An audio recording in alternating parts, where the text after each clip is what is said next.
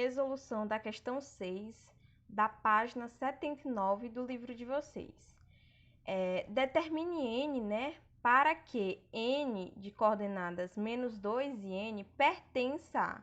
Então, o que ele está te dizendo, né? Ele está te dizendo que tu tem um ponto n de coordenadas menos 2, ou seja, o x vale menos 2, e o y é a mesma coisa do valor de n aqui, né? Aí ele diz que a gente tem que determinar qual será o valor desse n para letra A. Esse ponto n aqui pertence ao eixo x.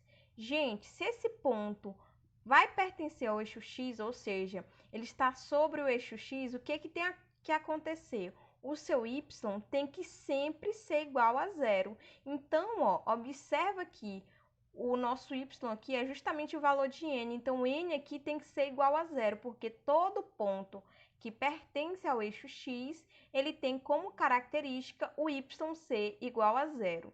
De mesma forma, se fosse para pertencer ao eixo y, né, o ponto teria como característica o x sendo igual a zero. Então, na letra A aqui, ó, a resposta é a seguinte: para pertencer ao eixo das abscissas, ou eixo x, é a mesma coisa, a coordenada y deve ser igual a zero.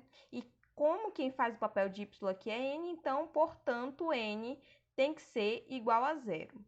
A letra B pede o seguinte, para que esse ponto n, né, pertença ao segundo quadrante. O que tem que acontecer para esse ponto n pertencer ao segundo quadrante? Gente, observa que no segundo quadrante, as coordenadas do eixo y é positiva e a coordenada x é negativa. Então, observa que o x aqui já é negativo, então tem a possibilidade dele estar no segundo quadrante, e o y tem que ser obrigatoriamente positivo, se esse ponto estiver no segundo quadrante, porque no segundo quadrante, ó, o x é negativo e o y é positivo. Então, o que tem que acontecer? No segundo quadrante, né, a coordenada x é negativa, como eu disse para vocês, e y é positivo. Se n aqui faz o papel de y, então esse n tem que ser maior do que zero.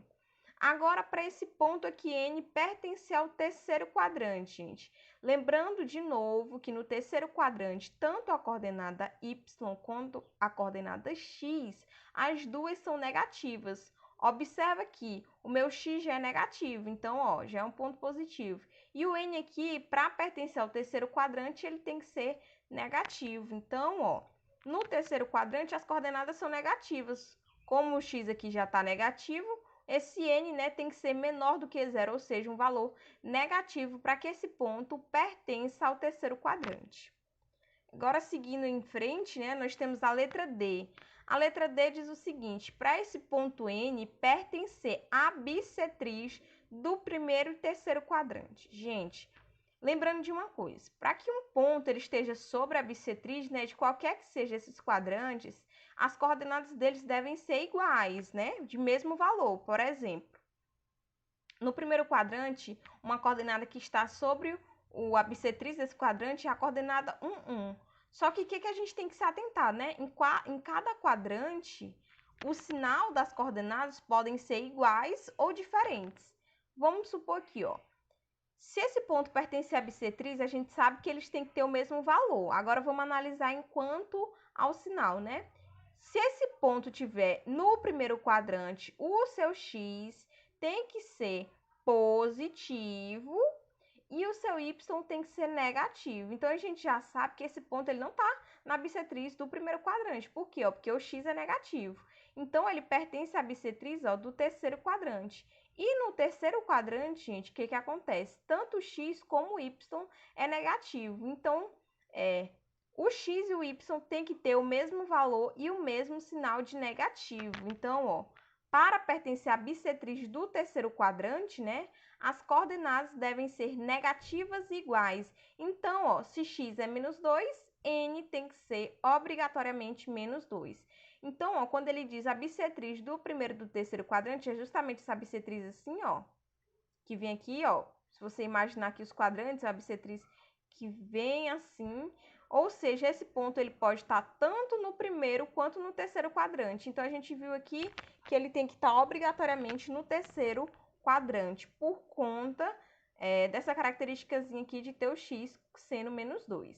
Aí ele diz a bissetriz do segundo e do quarto quadrante. Novamente, gente, para pertencer à bissetriz, qualquer que seja dos quadrantes, os valores têm que ser iguais, porém os sinais podem ser diferentes ou iguais.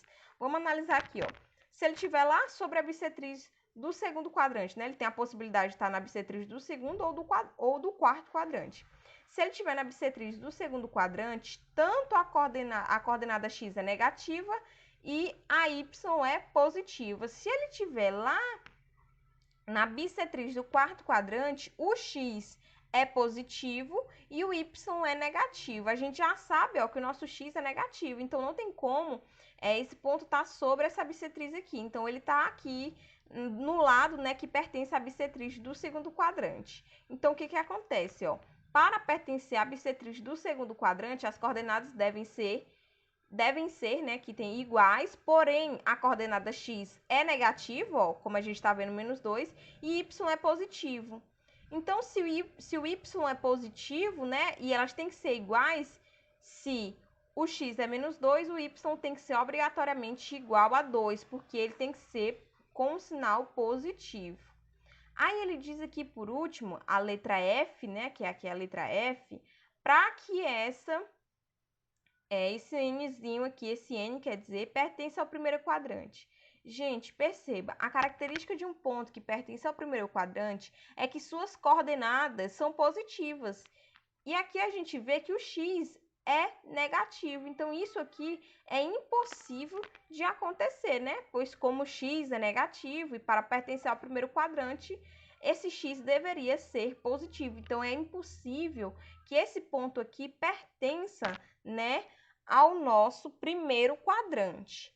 E então, nós resolvemos aqui de maneira bem fácil, né, essa questão 6, a página 79, uma questão muito fácil de se fazer.